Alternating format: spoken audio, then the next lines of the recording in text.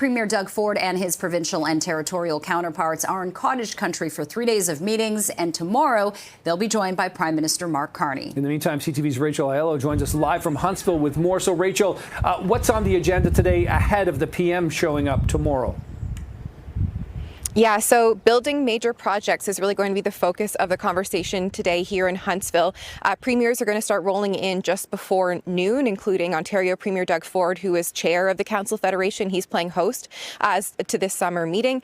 Today, though, they're going to be meeting with Indigenous leaders. This is kind of picking up on where Prime Minister Mark Carney left off last week in his consultations with First Nations leaders about his plan to build major projects. And this is something the premiers are also keenly interested in moving forward. You know, this conversation is really for them about shoring up the Canadian economy, doing what they can to protect things here at home as that U.S. trade uncertainty continues. So we're expecting premiers to talk to First Nations leaders about getting those project approvals, talking about how they can work together on economic development, but also economic reconciliation. So that is going to be the focus today, kind of setting the groundwork for that conversation with Prime Minister Mark Carney tomorrow.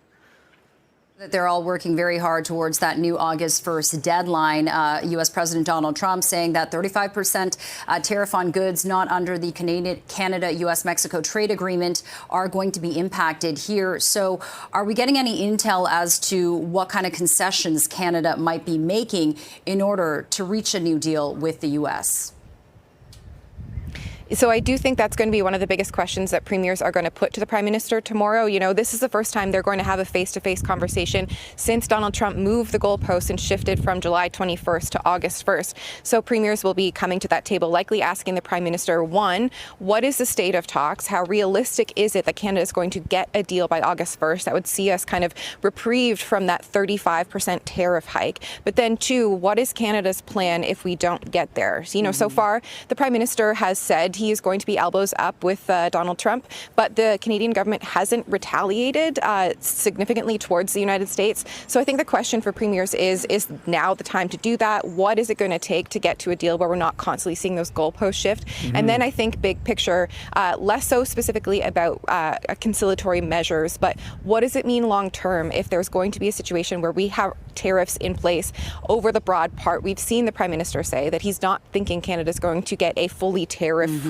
deal by August 1st. So what does that mean for jobs and industries in provinces and territories right across this country? Yeah, well, one way Canada could potentially put elbows up, Rachel, of course, would be, you know, on energy in terms of whether it's electricity or whether it's oil and gas. And that is where sort of there's been a big, disconnect, I suppose, between some premiers. You know, Doug Ford seems to be willing to go there on energy, whereas Danielle Smith from Alberta does not. What's the sense of what Danielle Smith is going to be bringing this week to these talks? Because she's kind of a crucial cog in this wheel.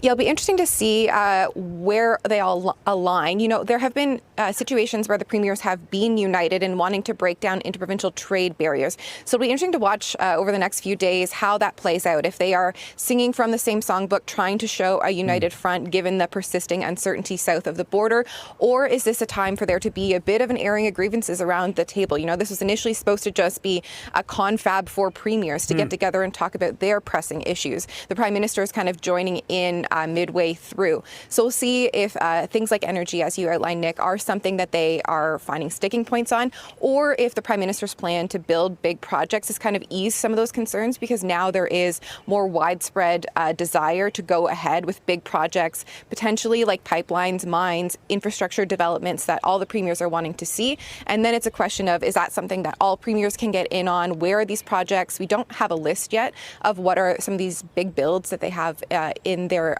back pocket or in their mind that they're going to put forward. So it is possible that we'll see some more concrete details there, in addition to breaking down more of the province to province trade snags that have really held up things domestically. Okay, CTV's Rachel Aiello joining us live from Huntsville this morning. Appreciate your time. Thank you.